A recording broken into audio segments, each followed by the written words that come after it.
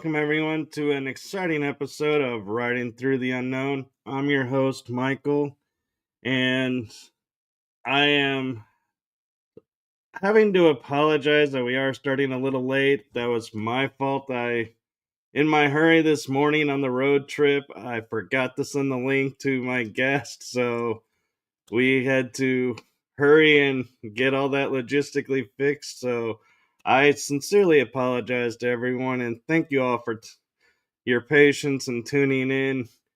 And for those of you who are fans of the guest and the show, will recognize my guest. And please I apologize. I'm working on 3 hours of sleep, so if I stumble, I just will do my best to recompose and reconnect myself. But I am so blessed and so honored to have my guest with us tonight. Not only is he so gracious enough to allow us to air on his network, but he is a great friend and someone who enjoy talking with. And so I'm going to hand it over to my guest, the one, the only, super talented, multifaceted Jeff Renel. Thank you, man. Those are two kinds of word, but thank you for having me back on Riding Through the Unknown.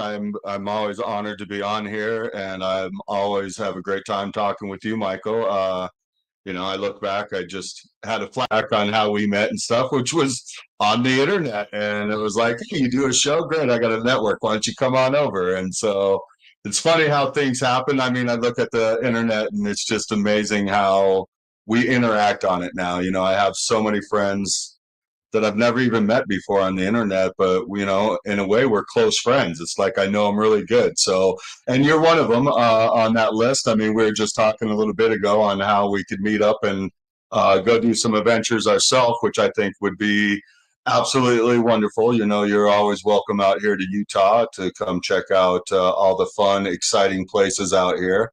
I had no idea that I was moving to such a hot spot when I moved here from Vegas, and absolutely love it. I feel like I'm in the center of strangeness, and I think I truly am. Well, I cannot imagine a much better spot for you with all that you do. I mean, you're right by Bradshaw Ranch, Skinwalker Ranch, and is it Space Wolf Research? Yeah. That Space Wolf Research is my good buddy Ryan Burns' property, and that is right next door to Skinwalker Ranch out in the Uintah Basin. That's 2.5 hours from here, and that's my home away from home, really. Now that the weather's warming up, I'm actually looking on when I can break free and get out there for a little while. And since we're talking about it, if you don't mind, I'm gonna push a little something here. I know Phenomicon is happening out in Vernal. I want to say it's September 6th through 7th. I was actually trying to look it up before you just called me a little bit ago. I'll see if I can find that information a little bit later for everybody out there. But if you come out to Phenomicon, which is out in Vernal, Utah, absolutely fabulous conference. It's put on by the Secret of Skinwalker Ranch people. So it's a very well done conference, has a lot of amazing guests every year. I mean, the people I got to hang out with last year and do take them on personal sky watches over there at Space Research were just phenomenal. I had a great weekend with all these amazing people that I just can't say enough about how great it's been out there with Ryan and everybody. But yeah, that's my home away from home. And so, I forgot what I was getting into with the Phenomicon. Sorry, guys. But for Phenomicon, they've actually asked Ryan if we could do some sky watches out there this year, which we did last year, but we did it more for private people last year. And I don't know if it's going to be exactly like we did last year since it was private. We got a little bit more adventurous and stuff. I would like to do that again this year. But I'm going to have to find out from the Phenomicon people what they're looking to do, and also from Ryan because it is his property. And he's asking me to do these sky watches because I guess at this time his schedule's not open to do it. But yeah, I want to invite everybody. Come out to Phenomicon. It's this September. Again, I want to say it's around the 6th and 7th. It's, I believe, the second weekend of September. But definitely get in and check online to make sure. But it's a wonderful conference. I go every year. I think I've only missed 1 year so far. But every year it's just absolute blast. I mean, I could just go on and on after story of the fun stuff that we've done out there during the conference weekend and stuff. But again, yeah, we'll be doing sky watches. We'll be having a lot of fun there. And so you can get tickets to the sky watch if you want to come. And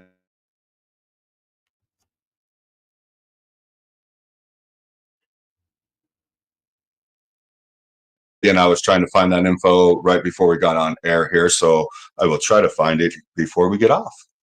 Actually, yeah. I found Phenomicon's website, so I put it on the bottom, and Perfect. It is September 3rd to the 6th.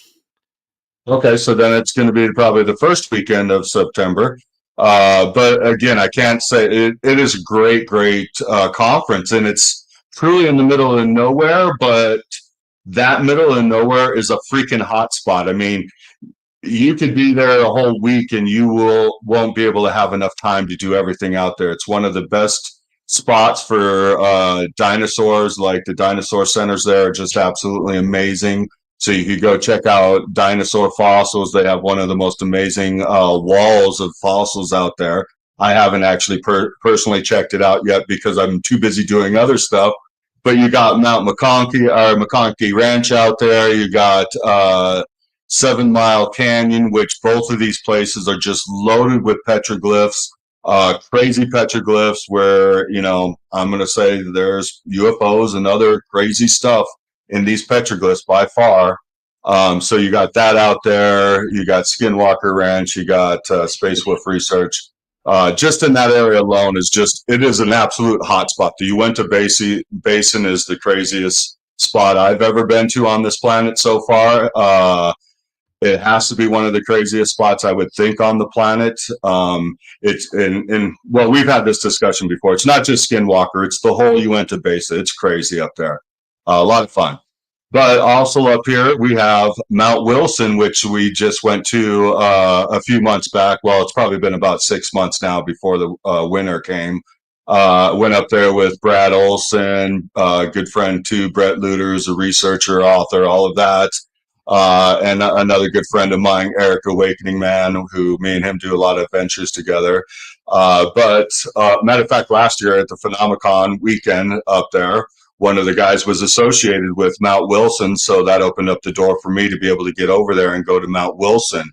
And a lot of people actually are not familiar with Mount Wilson right now. I mean, it's just kind of got on the map, but Mount Wilson was owned by Robert Bigelow. He's not the original owner of Skinwalker, but he's the one main owner that really publicized it and got it going after, God, why can't I think of his name now? Mr. Sherman. The Shermans owned it and then sold it to Robert Bigelow. But Robert Bigelow had actually purchased Mount Wilson a few weeks before Skinwalker Ranch, from what I was told. And it has some crazy stuff up there. We spent almost a week up there, like I said, about 6 months ago. Had a great time. The owner there, Jeff McBurney, and his girlfriend, Nick Knack, just were absolutely amazing. It's a place where everybody can go. You just need to make reservations with them up there, and you can go check it out. They have a crazy history. We had a great time. Jeff personally took us around. He showed us this place, this shaman cave, which was right by his ranch and stuff, and supposedly the shaman in that cave has a backdrop story of why Robert Bigelow actually sold and got out of that place. Supposedly the shaman is the protector of the land, and it started harassing Bigelow. What they're doing there, who knows? But when you see what's going on in that place and where it's at, you're like, okay, there was something going on here for them to come here. Putoff was there. I mean, all the main scientists that deal with Robert Bigelow were there. There's pictures of them all out there scanning and surveying the land and stuff. So obviously something was going on. They built a runway out in the middle of the Nevada desert, in the middle of nowhere. They built a runway for DC-10s to be able to land. And so you're going to tell me that wasn't something going on in this ranch? There obviously was. What exactly? I'm not sure. My opinion differs from, the owner, Jeff, but my opinion comes from some of the stuff he's told me. I feel that there probably was a downed craft there at one point. They probably retrieved that craft and no longer needed that property and sold the property. That's my belief at this present time, just from what I know. But something obviously went down here, and that's just, that's a good 5 hours away from me too. Like you said, there's Bradshaw Ranch, which that's a little bit further. That's out in Arizona and stuff. So that's a good, I think it's 9 hours from me. But if I had a chance to meet you there, I would definitely meet you there, Michael, because Bradshaw Ranch is absolutely amazing. That's one of the first places I was actually researching before I ever found out about Skinwalker Ranch and all of these other amazing places. And now, lo and behold, I get to be a regular at most of these places. So I'm absolutely loving it. Bradshaw Ranch is amazing. If you're out in that area, Michael, I highly suggest you go there. I can hook you up with some people in Sedona that you can meet up with, and they might be able to take you out there, but they can definitely point you in the right direction. You can camp out there. There's some camping sites that's right by there. That's what we did. We camped just right outside of where Bradshaw Ranch is. Spent the night there. Can't say that I snuck in, but I did some footage from Bradshaw Ranch from somebody. I don't know who it was, but yeah. It's a fun place, though. I'm kind of curious your opinion of. Did we freeze up? When we talk. Sorry. No, you're good. I thought we. Yeah, apparently there's a little lag. So I was just going to ask, with your research and familiarity with the ranches, is there maybe like a timeline? Like, was Bradshaw the first one, and then it went to Skinwalker, and Space Wolf is nearby? Or could it be, was Space Wolf first and then... Well, Space Wolf actually, it's right next door to Skinwalker Ranch. And so truthfully, it's separated now, but Space Wolf and Skinwalker Ranch, you should just put them together. They're one of the same. A lot of the things that makes Skinwalker Ranch so interesting actually falls into Space Wolf research land. So there's a really interesting connection there. So in my opinion, I just kind of look at them as the same. They're separate properties, separate owners, of course, separate research going on there at both places. I just recently in December had a meeting with Brandon Fugel, the owner of Skinwalker Ranch. He wanted to see some of the footage that I've captured out there. And, it was a great interview. Our meeting, I should say. It wasn't an interview, but it was a great meeting. He was a really amazing person, very cordial, nice as could be. We spent probably 2.5 hours together, and it was like 9:30 at night on a Thursday, I think it was. And boom, he's zooming off at 9:30 at night to go to some other meeting and stuff in a hurry. So the guy's busy as hell. He kind of reminds me of Trump, somebody that just never sleeps and is just constantly always working. So I have a lot of respect for Brandon Fugel. I think he's doing amazing work there. But they are 100% separate from Space Wolf Research. I think that's kind of the way they want to keep it. And I don't blame them. You want to kind of keep your research to yourself in a way, so that way it just doesn't get messed up with other people's stuff and what they're doing.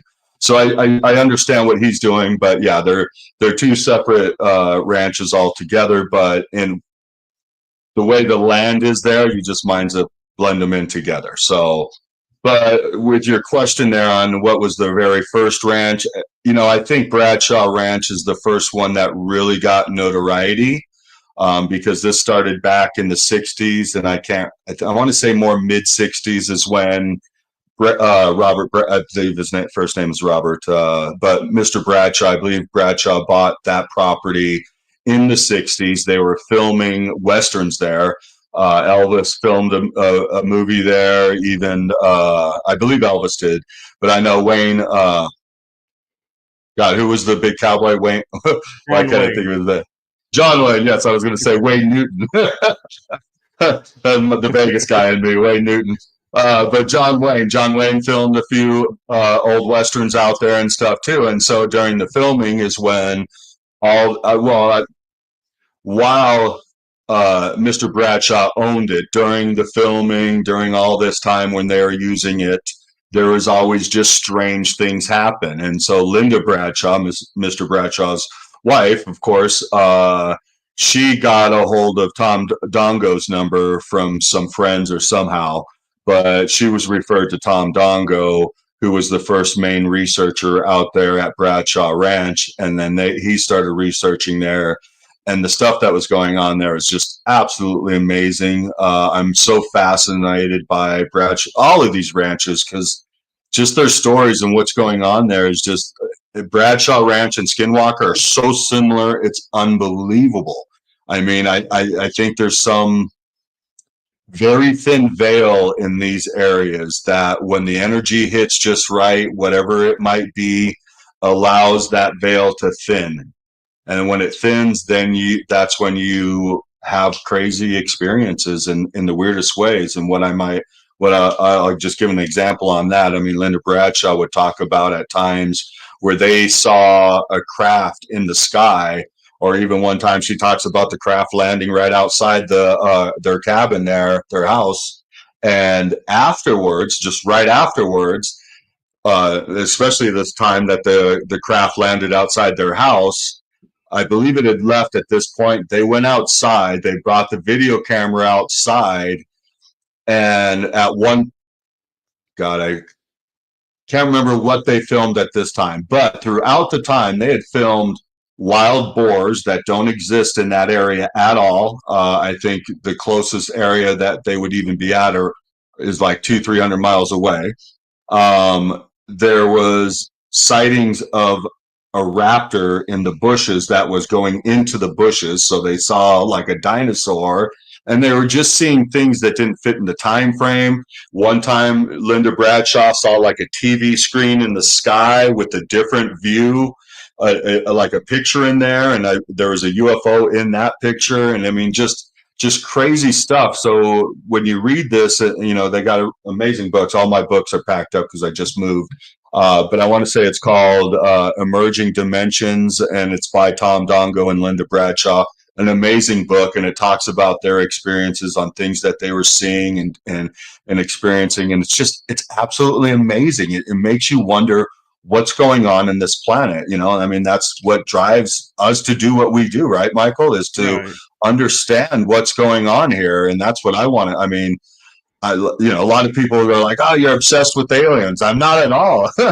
I'm obsessed with consciousness, man. I want to understand how all of this is plausible in our reality. And the only thing that explains it to me is consciousness. I think consciousness is the most amazing thing.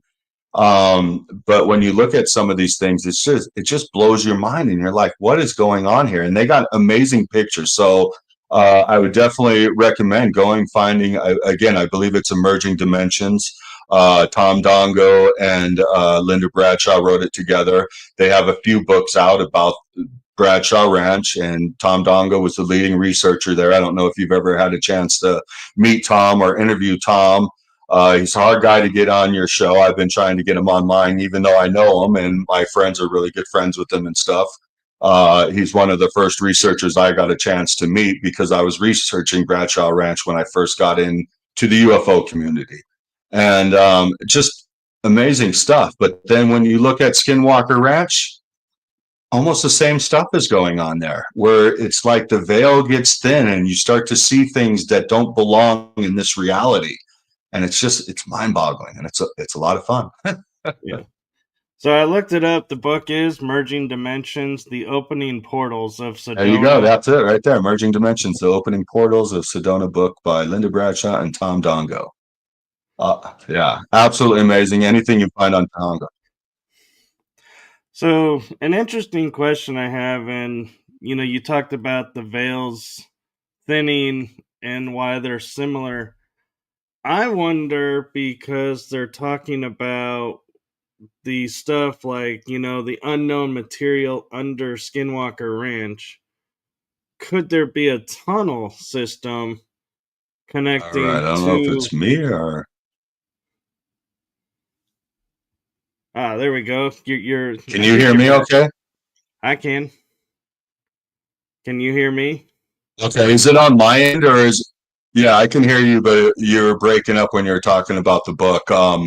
Is it on my end, do you know, or is it on your end? Because this is the first show I've ever done with this internet service here, and I'm not sure how good it is.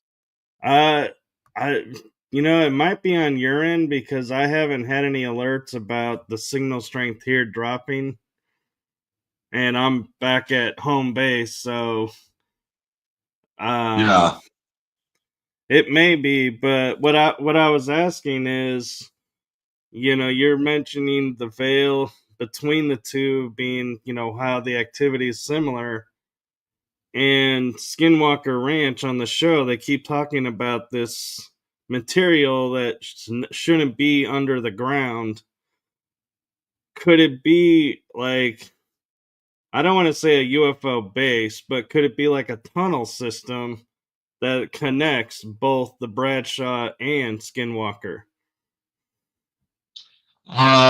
That's a good question. At this point in time, I wouldn't be surprised. I have no evidence that shows that there is. Tom Dongo has told me though before that there are tunnels coming from Area 51 out to Sedona. Whether they go to Bradshaw Ranch or I'm not sure. Bradshaw Ranch is interesting. If you've been out there, I mean, what's funny about both of them too is they're both taken over kind of by our government. I look at Robert Bigelow as kind of the government because the government had some influence of Robert Bigelow coming over and taking over Skinwalker Ranch, in my opinion. The government, well, I don't want to say black op government, secret program government had, I believe, some saying Robert Bigelow purchasing it and also had saying him selling it because he sold it for a certain reason. Why, I'm not 100% sure, but somebody like Robert Bigelow, I don't think is just going to go, oh, I'm bored of Skinwalker Ranch, let me get rid of it. I think there's other reasons around it. I think Brandon Fugel, in my opinion, is just continuing that type of research. They just put somebody new in there, made it look different, get new energy. I don't know, whatever it is, but I I don't know. Well, I want to be. Go ahead. I was gonna say with the line that you're going on too is it's interesting how Bigelow was don't disclose anything, but Brandon is all about saying here's the research we're doing. This is what we're finding. And so it's like total polar opposites with them is they didn't allow one, but they're allowing the other to share some. Yeah, and meeting Brandon changed my mind on some of that stuff. I do truly believe he wants to get this information out. He wants to inform people and educate people just like we are trying to do. Are they giving us all the information? I don't think so. Again, I think black op parts of the government programs and stuff like that. I mean, are they working with Brandon Fugel per se? I don't know, but I think they have a hand in what's going on there. I don't think a lot of the information is being revealed, in my opinion. And this is just my opinion. I'm, no proof on this, just things that I've seen, heard, and talking to certain people. Um, I think something. If I don't want to say nefarious, just I think there's some black op control going on with Skinwalker Ranch, and to what extent, I have no clue. It's just my feeling on what I see going on here. I don't believe we're getting all the story out of Skinwalker Ranch on the show. And hey, if I owned it and was putting all my money into it, would I be giving everybody all the info? No, because you paid all that money for it. I mean, I think you want to continue the research, make sure the research done before you give things out. Who knows? But I really did like Brandon Fugel. He changed my mind on a lot of things because I wasn't on board with their program 100%. Before that, I have my doubts on a lot of the things that they give out to us. But I do believe what he's giving out is 100% true. So if you see it on the show, I don't think they're fabricating anything. I do believe it's true. I just don't think they're giving us all the info. I think there's stuff going on there that they're not they're not letting people know at this present time. Whether it'll be something in the future, who knows? But you mentioned tunnels under Skinwalker Ranch. I'll just give you my opinion on this, and this is again where I go to this aspect of it. I do believe that there's some structure under Skinwalker Ranch.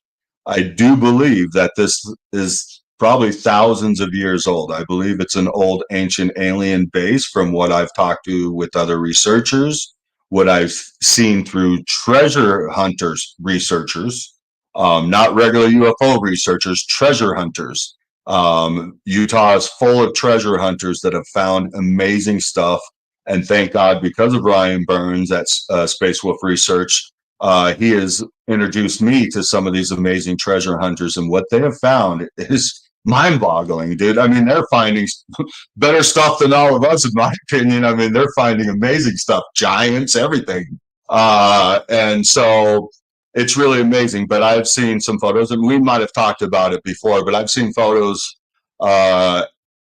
of thermal imaging from under Skinwalker Ranch from a satellite. And it's pretty interesting stuff. I do believe there's something going on there, whether it's an ancient UFO base that's still being occupied by ancient aliens, whether they abandoned it and our government found it is another thing, whether they're working in cahoots, maybe. I'm not sure, but I do believe there's something under there. There's something special under there. But then again, there might not be anything because the way the structure is made up here in Utah with all the volcanic activity that happened here in the ancient past, there's a lot of different canals and tunnels and water waves under, it's basically a honeycomb underground here in Utah in the Uintah Basin area. And the way the water flows underneath it, like if you've ever watched Blind Frog Ranch on the Discovery Channel, Blind Frog Ranch is another ranch that's up here. If you don't know about it, do a little research on it. The Discovery show, I think, is shit. Oh, I'm sorry. I don't know if I can swear on your show, but I think it's absolute garbage. I love Dwayne Ollinger. I think he's a great cowboy. I have my questions about him now because the more I find out about stuff, you find out crazy stuff, and you're just like, huh, interesting. So the whole Blind Frog Ranch thing is interesting, but if you ever watch the show, they'll show stuff from them hunting for gold of how the water waves are under Utah here. And in my opinion, I think because of the way the water runs under here, the minerals, the different types of rocks here, there's supposedly an ancient asteroid landing field out there in the Uintah Basin that might be the original cause of all of this. But the way the water flows and everything under there, I think it creates a certain magnetic activity. Maybe that's why, if there is an alien base under there, maybe that's why they built the base there, is because they knew this energy was special there. I don't know. But in a lot of ways, it reminds me of things that you would see under the pyramid, what Nikola Tesla was doing to create free energy, the way the water flows within that. And so to me, maybe it creates a certain type of energy just in that area, because I'm telling you, Uintah Basin is a special spot. There is so much UFO activity, Bigfoot activity, orbs. I mean, you name it, it's there. It's there.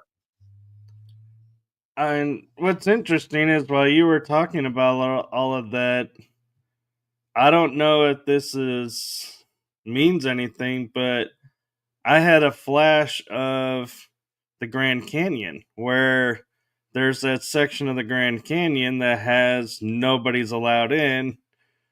And then I'm looking at it and going, well, the Grand Canyon's in alignment with the basin. Could there Well, be you a know what? connection?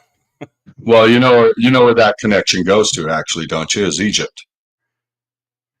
It lines Right. up perfectly with a lot of things in Egypt. I mean, absolutely perfect. If you do some research and you go to the book, the Flower of Life by Drunvalo Melchizedek, he has the Flower of Life 1 and Flower of Life 2. He'll go in and talk about some of this. But are you familiar with Kincaid and in the Grand Canyon back in, was it like 1914, something like that? Are you familiar with that at all? I've read a little bit about how they went and they found this cave, but then they couldn't find the cave again, and that there were Well, treasures in there of Egypt, but then they were like told not to talk about it. yeah, then there's an actual newspaper clip article from the Arizona Gazette that you can find. I can't remember the exact date. I want to say maybe it's 1904. It's somewhere in the beginning of the 1900s and I can't remember the initials, but it's Kincaid. There's some initials before his name, but it's Kincaid. But anyhow, this explorer went and he was in the Grand Canyon and he had to scale a cliff that went up 800 feet. And when he did this, he found a cave up there. And you're right, it had Egyptian artifacts in there. It had Tibetan artifacts in there. It had Buddhist artifacts. I mean, it just had a whole bunch of different stuff in there. Supposedly there was mummies in there as well too. And so he went to oh god, uh what's the one place that the Smithsonian. He went and got a hold of these people. They're the ones that shut the cave down. Kincaid was never found again or heard from again after this. They removed everything. Nothing can be found again. So it's the same thing with giants. Anytime you tell them that there's giants there, they'll come and take the giants. The person that found it usually disappears, and all the artifacts, everything disappears. And that's exactly what happened there. From my understanding, is there is another cave right across the canyon of the Grand Canyon that has more stuff. And so when they found that one, that's when they shut off that whole area. But they're in that area, from what I understand, and Clifford Mahooty. I don't know if you remember Clifford Mahooty. He was on Ancient Aliens a lot of times. He was a Zuni chief, Zuni elder. He was one of our good friends and stuff, and he'd tell us that the Grand Canyon has a lot of Egyptian things within it. There's a lot of areas that are named after Egyptian spots. So there's a lot of artifacts that people have found within Arizona that have Egyptian ties to it. Even one, and I don't know the name of it and stuff, but there is like a little cave that you can go into that somebody had made for the celestial tracking and all of that stuff. Yeah, alignment. Thank you.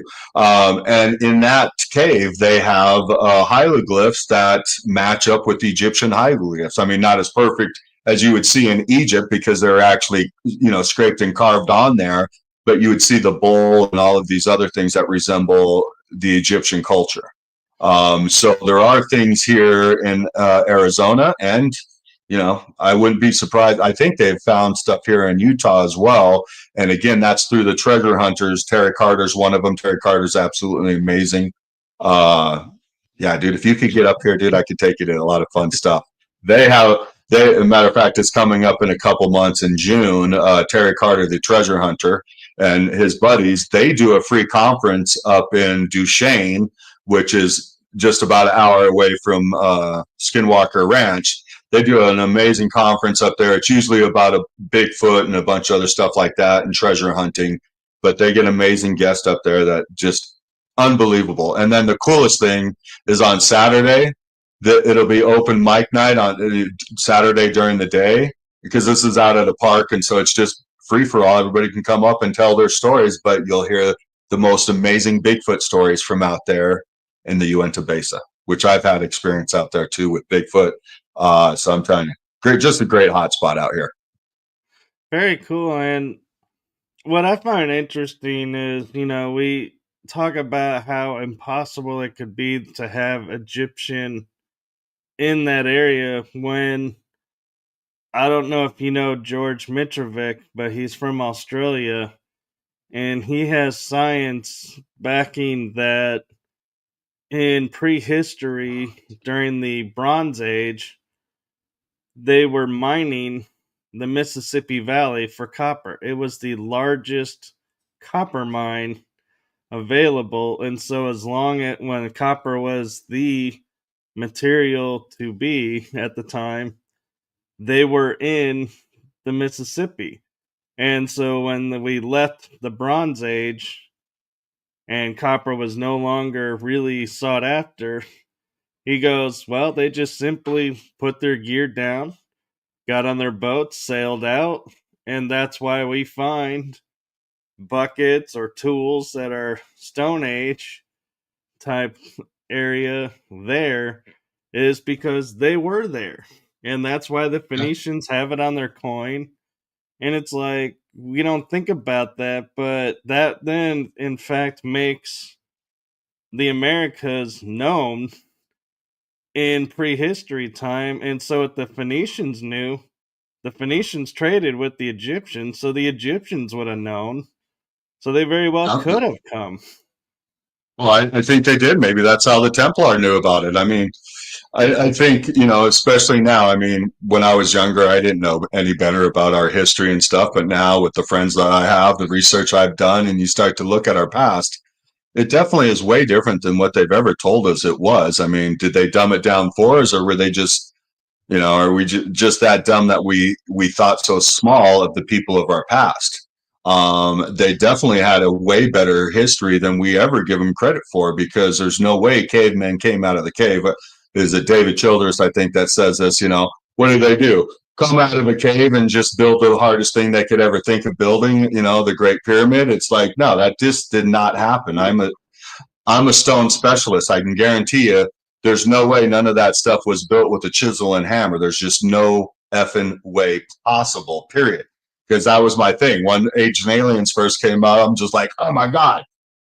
Oh, there's no way they built these. And it was like, I wish I was dreaming about being able to have this discussion with Giorgio and David Childress. And, God, I would love to just discuss this with these guys. And lo and behold, like 4 or 5 years later, I'm sitting in David's living room having that discussion with them. It's like, wow, freaking life is just so amazing. And at the time, I didn't know any of them when Ancient Aliens first came out, but just the way life works, I got lucky. And next thing I know, 4 or 5 years later, sitting in David's living room discussing it with them and just, really getting into it, because there's just no way. I mean, with the tools that we have today, I mean, we're starting to catch up to do some of those things that they did. When you look at Pumapunku and you look at the inside corners on the H blocks and stuff, like, dude, there's no way we can do that. I mean, the technique, the type of tool you have to do to accomplish an inside 90-degree corner is,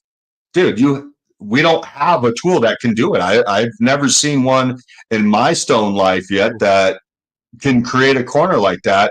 And it's not like, I mean, like I saw an article of David Childress's in one of his magazines where they talked about on one of the sarcophaguses, they used this little simple core drill. Like if you've ever watched Ancient Aliens, you see Chris Dunn using a tool that he kind of talked about doing, where they use another granite piece to core in there. No, not even freaking possible. And how fucking long would that take? Because the thing is it has to be cut out perfect from the get-go. If you're using some round tool and you're just, drilling holes until you get a sarcophagus area where you can lay a body in there, how are you going to square it out to 90 degrees? Because when you're sanding that stone, it just doesn't work that way. You can't sand out rounded stone to get it super solid flat without having super advanced tools. And in my opinion, it has to be cut out next to perfect before you even sand it, because when you start to sand stone, there's complications there, because not all stone is the same density throughout the stone. And so if you got hard spots and soft spots, they sand different, and you're not going to get a perfect hieroglyph or anything like that. And what they got in Egypt are absolutely perfect, absolutely symmetrical. So there's no way in hell that they were doing this with chisel and hammer. They had to be doing this with highly advanced tools. And yeah, go for it. I just had a thought that popped in my head is, now they're saying like giants could have been involved in making the pyramids and other structures. And we I know believe that.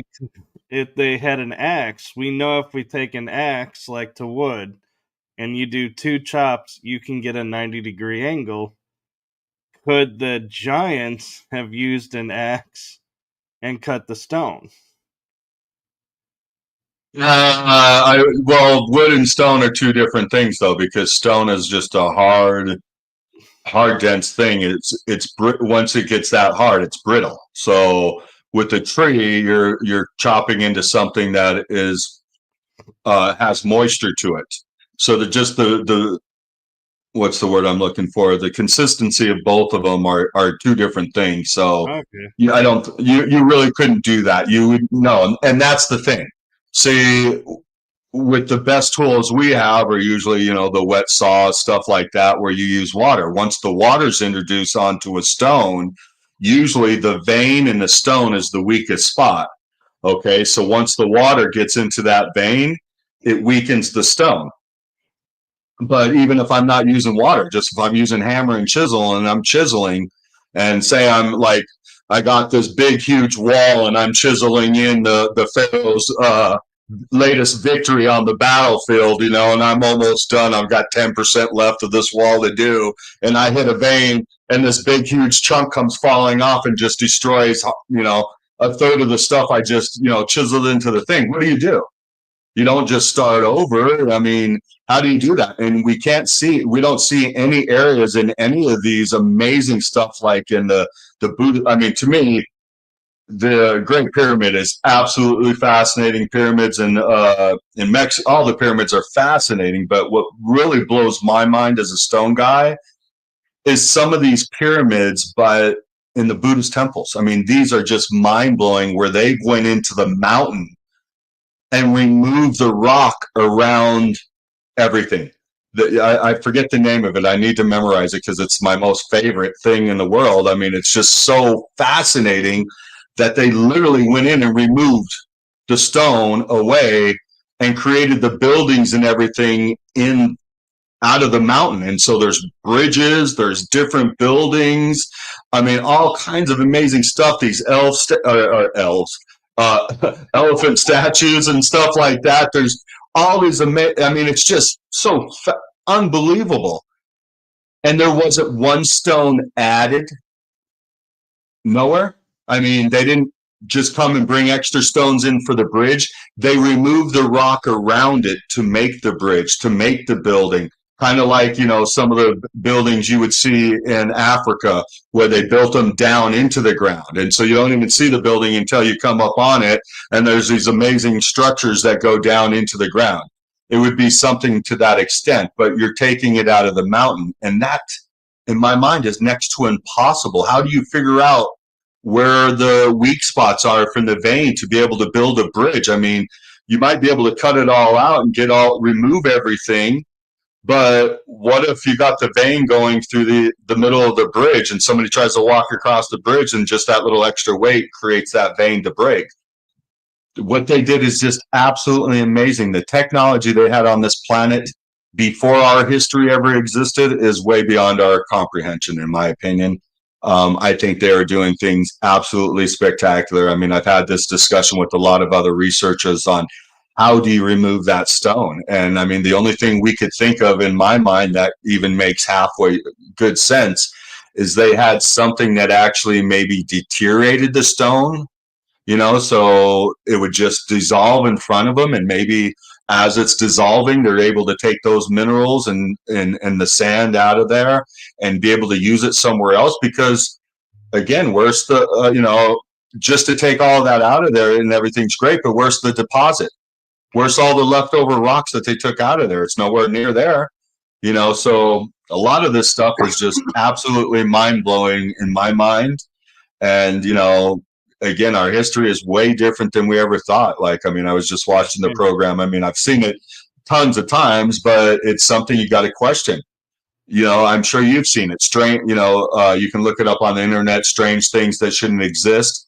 And matter of fact, I think it was found in Texas, out in your neck of the woods. But that the hammer axe, you know what I'm talking about? That was embedded in rock.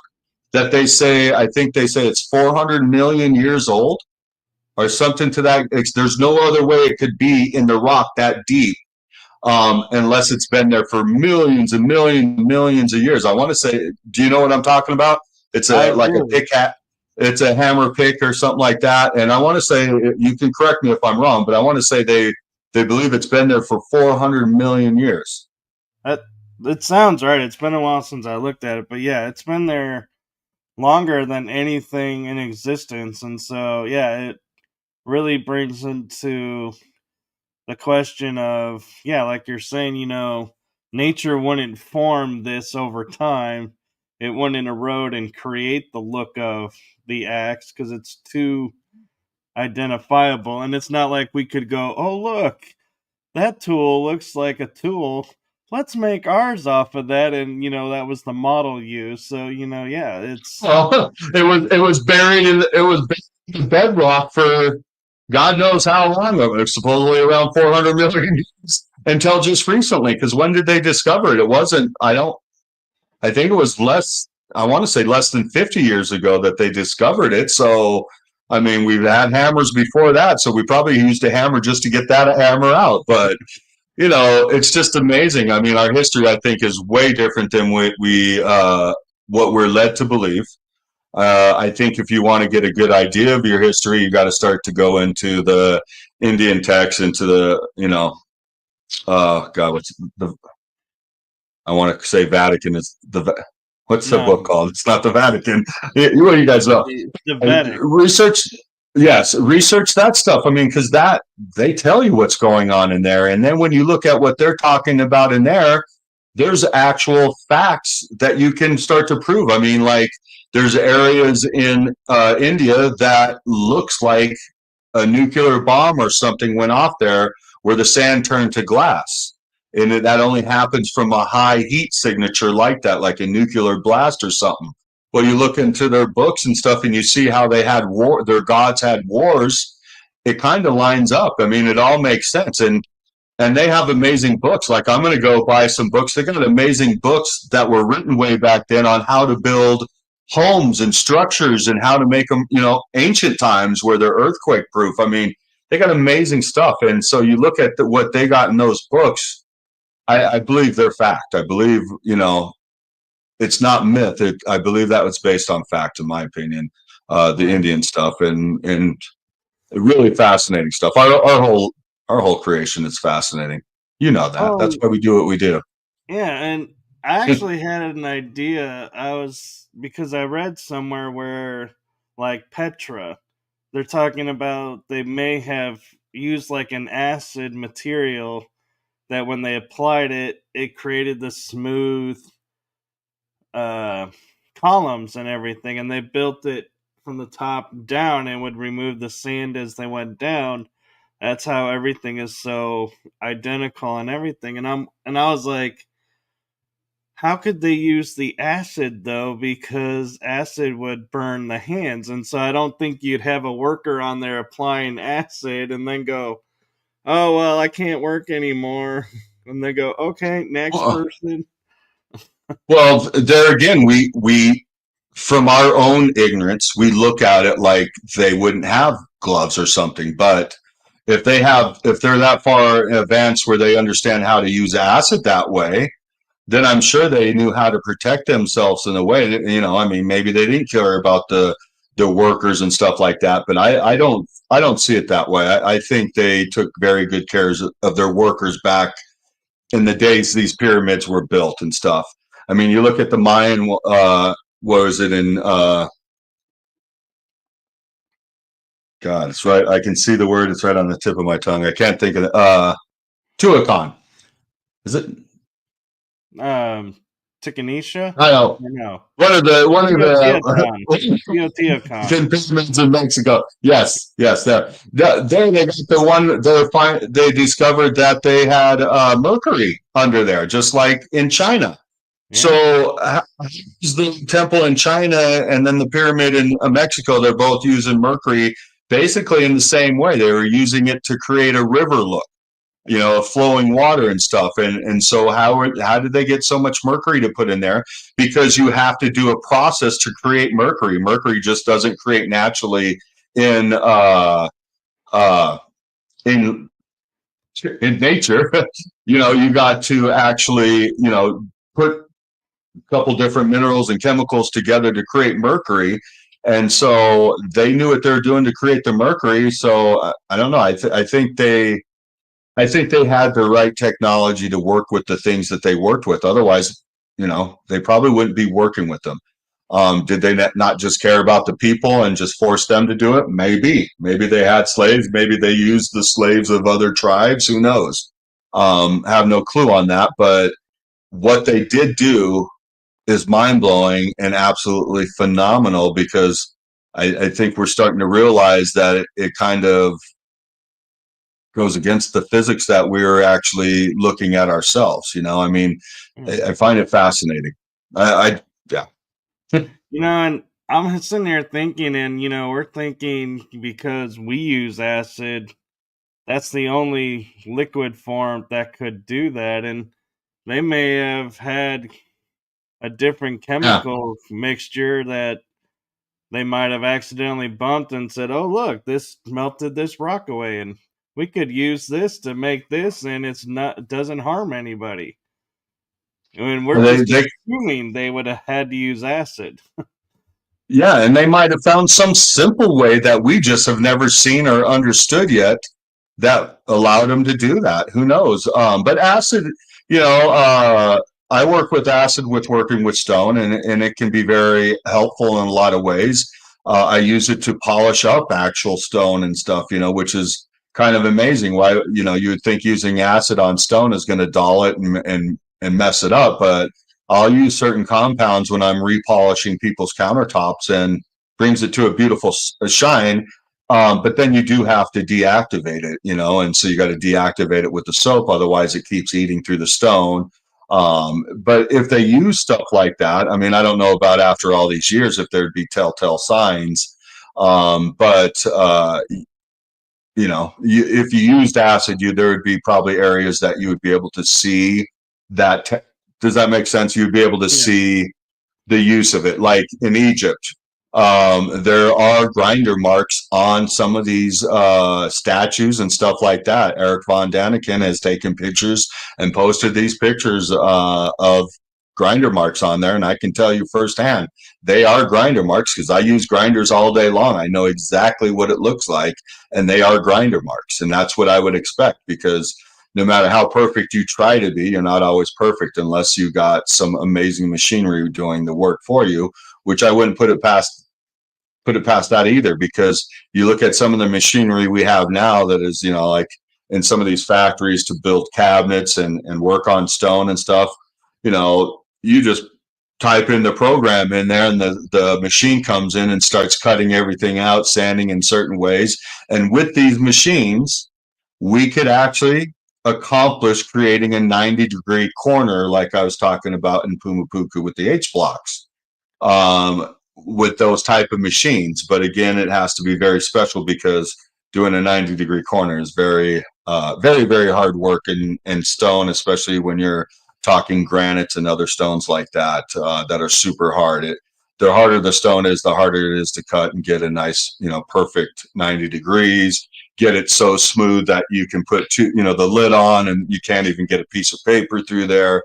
That's special work. I mean, from what I've heard from David and David Childress, Brian Forrester, and them, on those H blocks in Pumapunku, those corners are still so sharp after thousands and who knows how long they've been sitting there, but we know for at least a couple thousand years they've been sitting there. David and them have told me the corners of those H blocks are still so sharp that you can cut your finger if you run it across the edge. That is insane.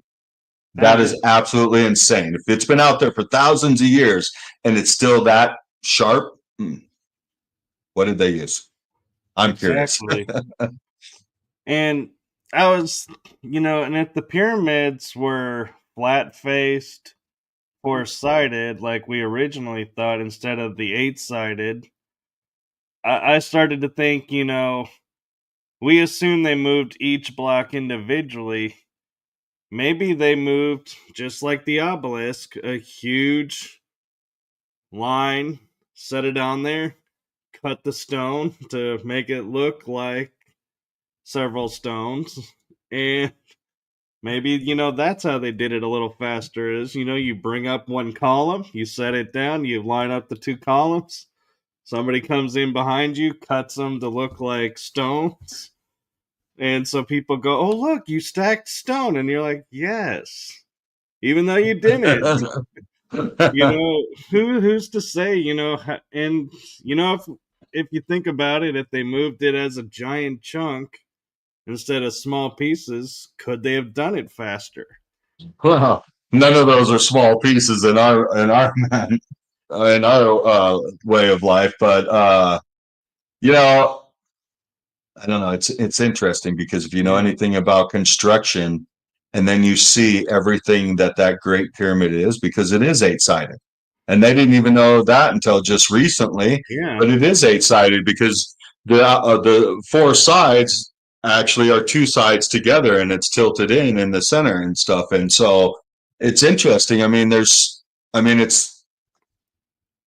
It's like an encyclopedia. I mean, there's so much in the Great Pyramid to be able to build that, to be able to design that. You know how much understanding, how much knowledge you need to have. I mean, to put all that information into that thing from top to bottom. That's why it's the Great Pyramid, because there's no other structure that I've ever seen that has all that knowledge within one little structure. I mean, it's amazing. The size of the earth, the distance to the moon. I mean, it has it all. I mean, it was left for us to learn from. And then there's more. I mean, look at the new discoveries they just found with those tubes going down into the ground, and what is it, the copper or whatever that spiraled around them. I mean, I haven't, because I've been moving this last month, I haven't had enough time to get in there and really research what all this is, but that's fascinating. And then that goes in with Chris Dunn and what he was talking about. It goes again to what Nikola Tesla was doing, how he was creating his free energy.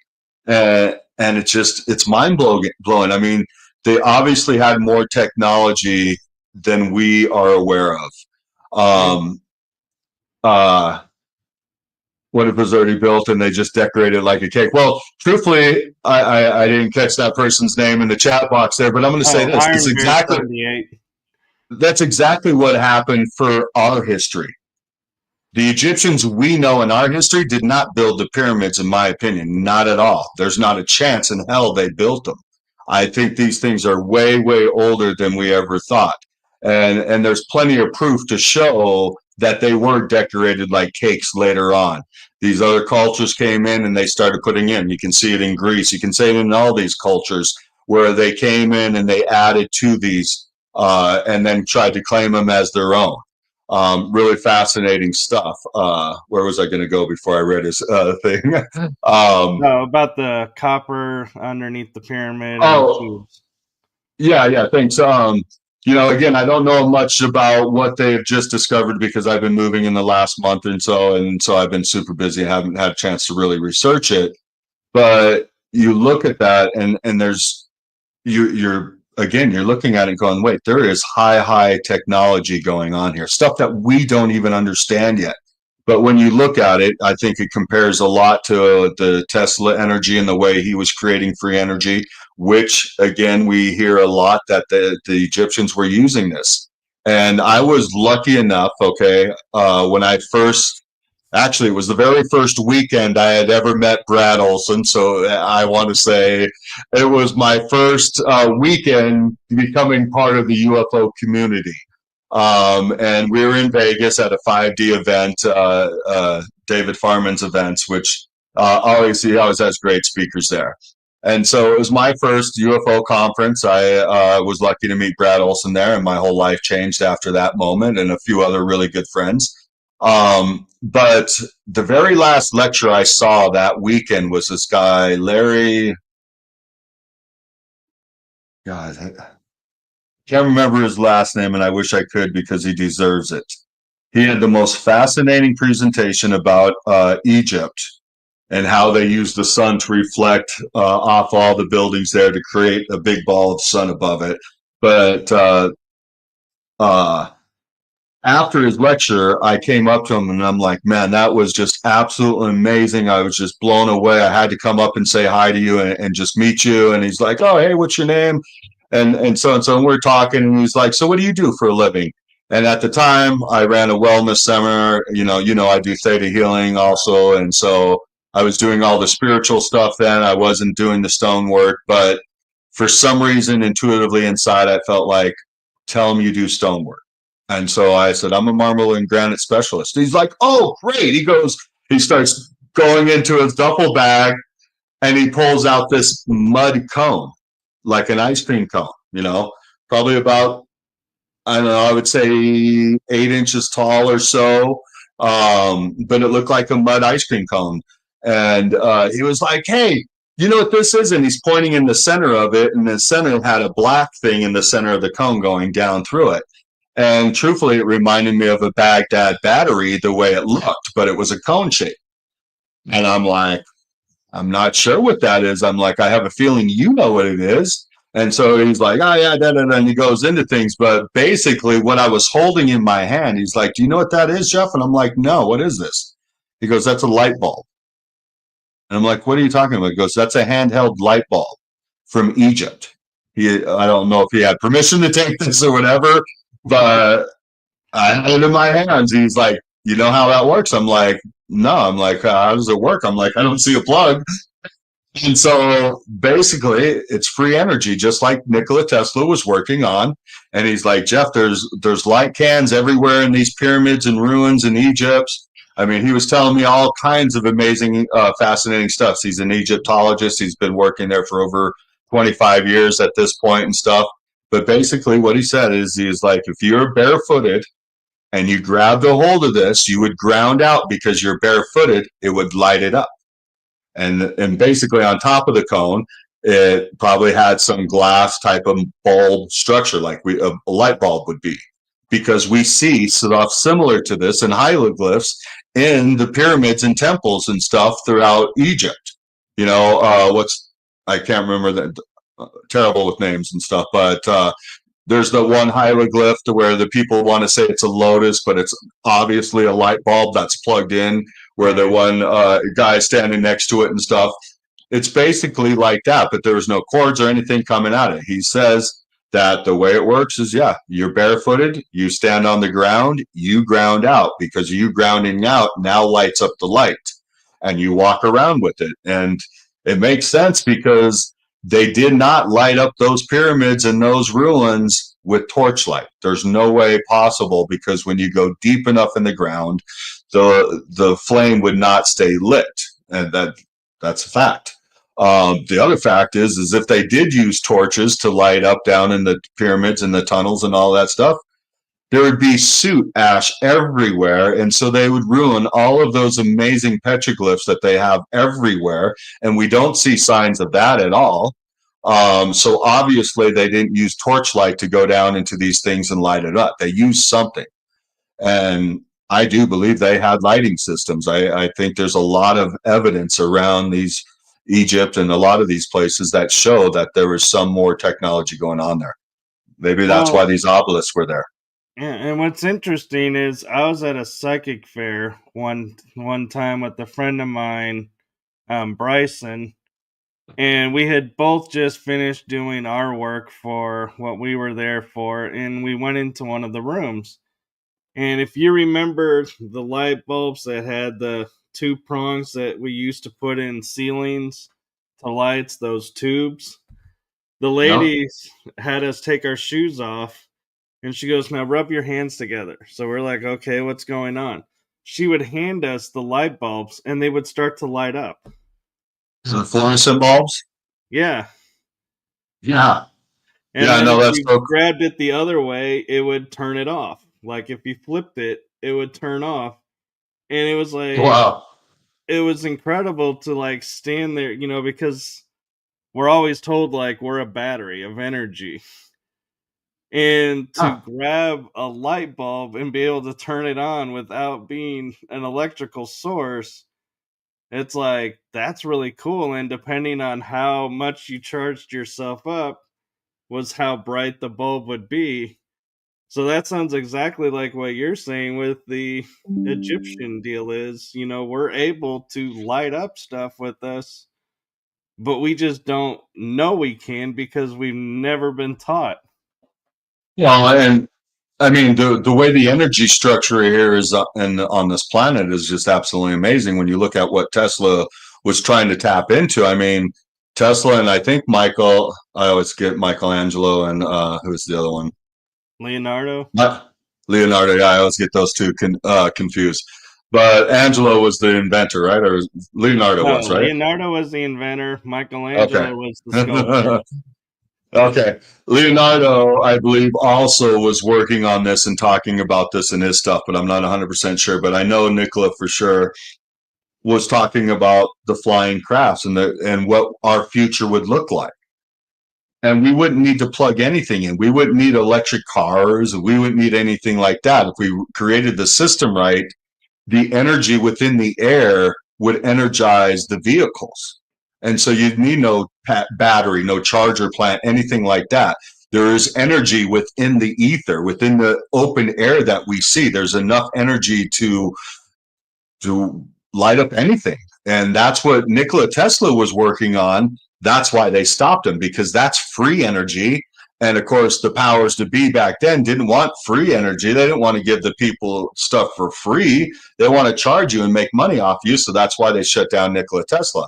Plus, I don't Right. think Nikola did himself any favors when he borrowed money from J.P. Morgan to be able to, well, he borrowed the money from J.P. Morgan to do something else, and he ended up using that money to build his towers. So that didn't help out his cause at all. But uh, they definitely, shut down a lot of his inventions. And I Right. think they did eventually take him out as well too for his inventions. But uh, yeah, and where we could be going today in our world could be amazing, because we could be going to where we might have free energy here in the future, if the right people can get in charge and work our way there. Right. And Iron Bears at 78's asking, would your body have to be vibrating at a high frequency to get those bulbs to light up? And the Yeah. interesting thing is the lady said, yeah, she could feel our energy. So the stronger your energy, the more it will light up. So I don't know if you need to be vibrating at a higher frequency, but just be in tune with the energy more and being the conduit. It may just naturally flow through. Whereas if you're resisting the energy conduit because you don't believe, it may not light up. Maybe it's as simple as that. I would kind of go down that alley myself. And yeah, but that would be right. Then you would have to vibrate at the right level. Belief systems, everything, especially with what I do with theta healing. I think we are an amazing being. So when you have the right belief system and all of that, that allows us to do way more than what we feel we can do today. Yeah. And I want to touch on something too, like when you said you don't think the Egyptians built the Great Pyramid and the pyramids. There Not is the one Egyptians we thing, know. yeah, the one thing I notice is like you look at the temple at Philae for Isis. There are hieroglyphs all over the place. You go to any temple, there are hieroglyphs anywhere. You go to the Valley of the Kings or Queens, where the tombs are. There are hieroglyphs everywhere. You go in the pyramid, not a single hieroglyph. Why would the artist or creator not one, sign his name, or two, tell a story? So it's like the only structures where the Egyptians decided, nope, we're not going to tell you anything. We're going to make you guess what these are here for. Well, in a way, doesn't that spotlight that pyramid even more?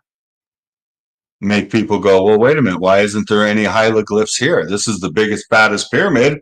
How come there's nothing here? So it could draw your attention more to that pyramid because there's nothing there. Because again, like I said earlier, there's everything in that pyramid, and so I guess you don't need a hieroglyph because you got all these mathematical problems in there. You got so much in that pyramid. It's amazing. So I do agree with you, though. I mean, it's really crazy, but it shows that that's something special, in my opinion. I think it shows it's something way different than what all the other buildings were meant for.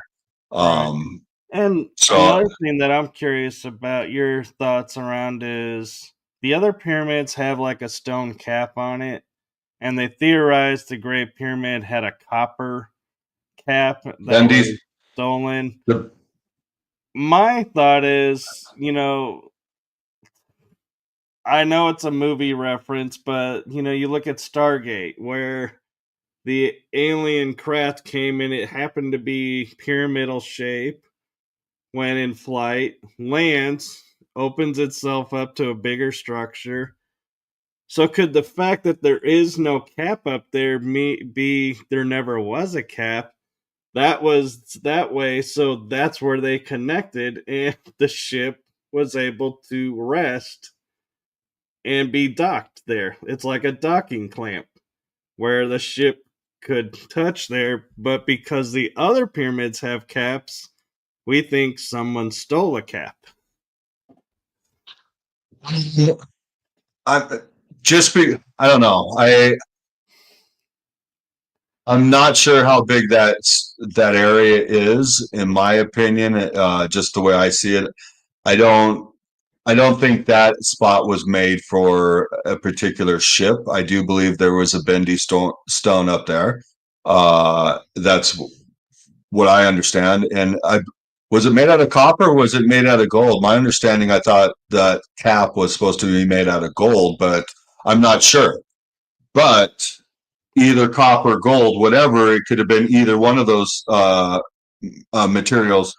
Um, but if the Great Pyramid was also a power plant, with that cap being made out of copper or gold, benefit whatever that the Great Pyramid was created for. So if it was a power station to create that free energy, I've also heard it was a power station to create a certain vibrational vibe to put the beings on the planet in a higher evolutional state. Whether that's truth or not, I don't know. I think it's very interesting to go there and look at it that way as well too. I think we're coming closer and closer every day to finding out some of these answers. I think they're probably still far down the road, but we're getting closer now than I think we've ever been to discover some of these Right. answers. Maybe what they just discovered underneath that will help open up more answers of what we're talking about today. I really hope so. I really can't wait to get in and dive in to see what they're finding under there and what they're speculating that this is for. I actually have a few days off here. I might actually do that in the next couple days.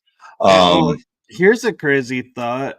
As we're talking about it being a power source, what if the ship's engine is shaped like the capstone, and when it touches the pyramid and connects it, it charges the ship up and activates the power, recharges the ship, and it goes off. And that's why there's no capstone, because the ship's engine is the capstone. that could very well be. I'm going to see if I can find this picture here that I got from Jaime. But I can't think of Jaime. You know who Jaime is? The Spanish newscaster guy that's become world famous for all of his UFO work. I can't think of his last name. Amazing guy. Really liked the guy. But I saw him up at Phenomicon. Let's see if it's in here. And he was showing some pictures uh, of some UFO crafts that had come to, I don't see it here, that had come and people had captured.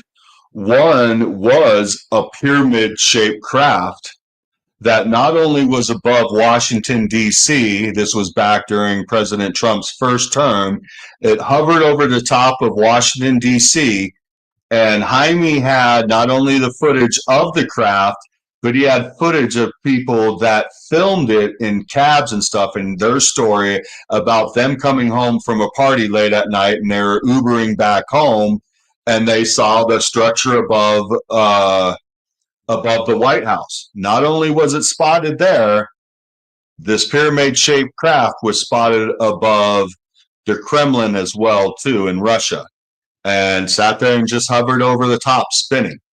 Really amazing footage. I wish I could find it. If I find it, I'll try to send it to you, Michael, and then you can maybe share it with your audience later. But really, really fascinating stuff. You can find it if it's still up on YouTube.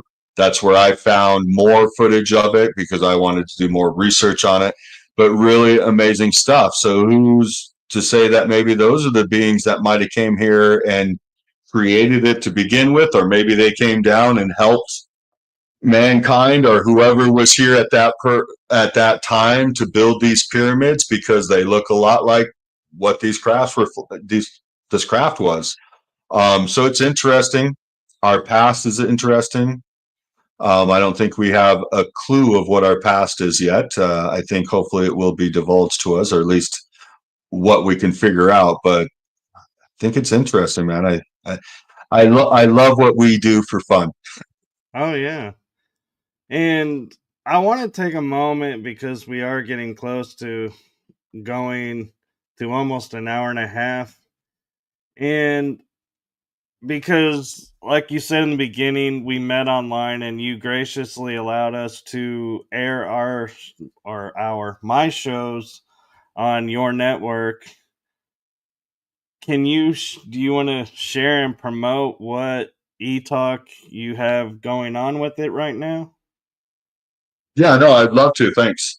Yeah, I created ETalk TV. I mean, basically, it was, I had my own podcast show, and one day I was trying to revamp it and think of new ways of doing it. And when I went and got my website for ETalk, and it was just at that time just ETalk, but they didn't have etalk.com. And so I took etalk.tv, and that was for my podcast. And I was, like I said, I was revamping my podcast and started to think, what do I do?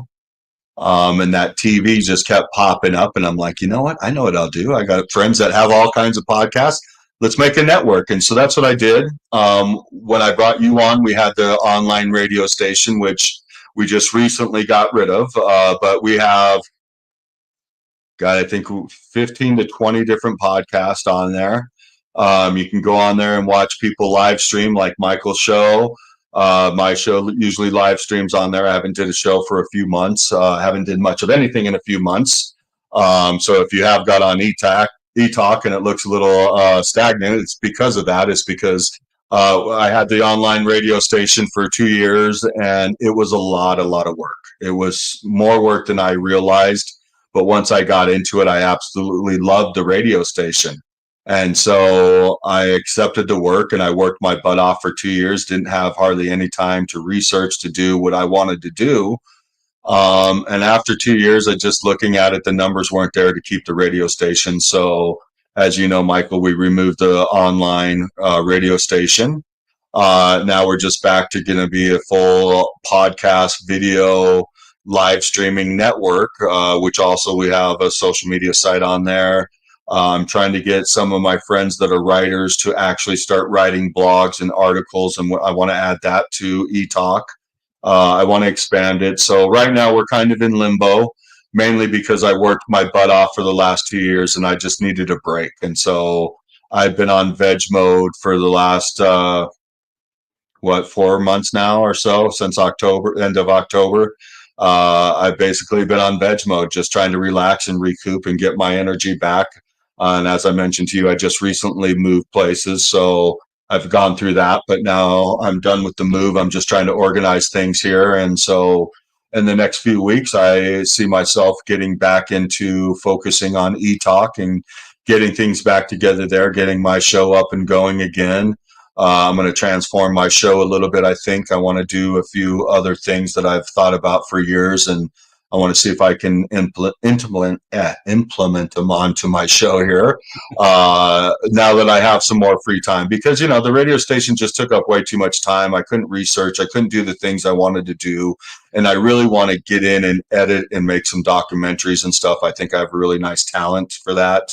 I love doing that, and so that's one thing I've been wanting to do, but the radio station actually allowed me to do a lot of editing and stuff, as you know, for commercials and stuff, which was a blast. It was a fun making commercials, doing all that fun stuff, but it just took way too much work, especially by myself. And so we're going to revamp a little bit here in the next month or so. Hopefully within a month, we'll be able to see what the new ETalk looks like. It won't be much different. We're just going to revamp and realign the way the website is, probably take a few things out and add a few things. But I'm going to make it more user friendly and get out there and start pushing it again. And then hopefully this is going to allow me to get out and start doing more research again as well, make more documentary films, because I want to have a section for podcast. I want to have a section for more videos of documentaries and stuff like that. And I think I'm also going to have a section for lectures, because not only do I do lectures at times at conferences, but I have a lot of friends that do lectures as well. And I'd like to start to collect and put that stuff on there. So there's just, like I've talked with you before. So there's just a lot of information in one place, where if you're a researcher or just a fan, whatever you are, and you want to learn more, you can go to a one-stop place and find all the information you really want to find on all these different subjects, from crypto to UFO, UAPs, paranormal, whatever it is, and even a lot of stuff that's going on in the world today. I mean, what's happening today in the world is I think it may be even more fascinating than everything we are talking about today, Michael. I mean, what's happening on this planet right now is just, it's absolutely amazing and stunning. We got two total different sides here going on right now. I'm in heaven. I know there's another side here that are crying in their tears and stuff, but I think we're going in a great direction, and what our future looks like on this planet is absolutely amazing. I think the administration we got in there right now, in my opinion, is going to change America for the best. I mean, what RFK Jr. is already doing. Oh. We'll see if we can get him back. It looks like had a little hiccup. Maybe not too thrilled that we mentioned the name, but that's all right. That's what we're about, is sharing the truth and bringing light onto the subject. But hopefully we'll get him back, and if not, everyone just I think he's back. Let's see. Not quite sure. But if he comes back, I'll pop him back in. But one thing I want to share as well with ETalk and Jeff is, if you are looking for a show and looking for a place to air your shows, let look at who's going to support you and everything. And so what I like and appreciate about Jeff is when he does his show, he promotes the network, which, is his network, but he also takes a moment and shares that, my show, for example, he'll take a moment in his introduction and say, yeah, on ETalk, we have shows like The Energy That Surrounds Us with Michael Koff, or Riding Through the Unknown with Michael Koff. And so, that is something to consider, that he truly does appreciate and support. But I also want to take a moment and say that, in full disclosure, Jeff and I, we were talking before the show. He has just texted me and said his battery died on his computer and he got kicked off, and he had everything plugged in, but apparently didn't turn the power strip on. So thank you, Jeff, for coming on and sharing with us. Thank you all for watching. I am going to sign out with this, and I am so grateful to everyone in the chat room, everyone that watches. Thank you so much. I appreciate you all. I appreciate your support. Blessings to you all, and make it a wonderful week, and we will see you on the next episode. All right. Good night, everyone.